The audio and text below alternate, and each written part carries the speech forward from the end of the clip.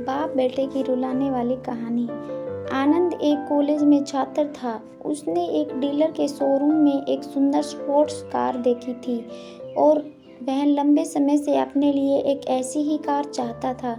आनंद जानता था कि उसके माता पिता इसे खरीदने के लिए सक्षम हैं, इसलिए उसने उन्हें बताया कि उसे ये कार अपने ग्रेजुएशन कंप्लीट होने पर गिफ्ट के रूप में दें। देखते ही देखते वो दिन भी आ गया और पिता ने आनंद को अपने निजी कार्यालय में बुलाया। उन्होंने उससे कहा कि मुझे तुम्हारे जैसे अच्छे बेटे पर बहुत गर्व है।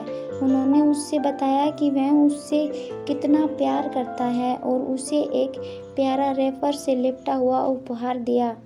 आनंद उस छोटे से गिफ्ट के डिब्बे को देख निराशा महसूस करने लगा, लेकिन वह जानने के लिए उत्सुक था कि ऐसा क्या था उस बॉक्स में, इसलिए उसने बॉक्स तुरंत खोला और उसमें एक लाल कपड़े से लिपटी भगवत गीता देखी।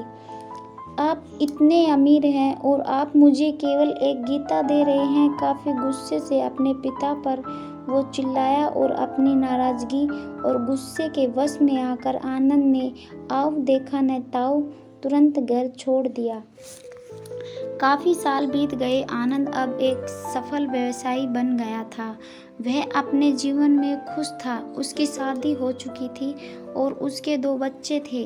उनका परिवार एक सुंदर घर में रहता था, लेकिन उसके पिता के साथ टूटे रिश्तों के कारण उसकी आत्मा अभी भी आहत थी। आनंद अपने पिता का घर छोड़ने के बाद कभी उनसे नहीं मिला था।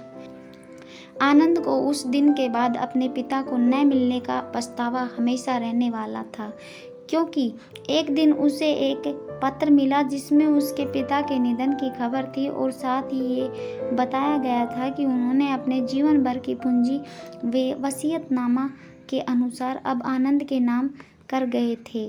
अपने पिता की सारी संपत्ति विरासत में मिली। तब आनंद अपने पिता के घर पहुंचा और कुछ महत्वपूर्ण कागज की तलाश करने लगा और गलती से उसे वहीं भगवत गीता का उपहार लिपटा हुआ मिला, जिसे देखकर उसे फिर से उसी उदासी का एहसास हुआ। उस गीता को उसने अच्छे से देखा तो उस पर अपने पिता की हैंडराइटिंग में कुछ लिखा पाया। उस पर लिखा था, मैं खुद को बेचकर भी हर सपना पूरा करूँगा तेरा, बस तू सपने जरा बड़े देखना। ये बोल रहा है बाप नहीं, जिंदगी का सबसे पहला दोस्त है तेरा। ये कविता पढ़ी ही थी कि अचानक उस किताब से एक चाबी गिरी, जिसके ऊपर लगे टैग पर उसके ग्रेजुएट होने की तारीख के साथ ग्रेजुएशन और आई लव यू लिखा हुआ था। आनंद के सर के ऊपर से उसके पिता का साया तो पहले से ही उठ चुका था और आज उसकी जिंदगी की सबसे बड़ी गलती के बारे में जानकर उसके पैरों के नीचे से जमीन खिसक गई। इस दिन आनंद की आंखें और रूह दोनों पछतावे के आंसू रोई।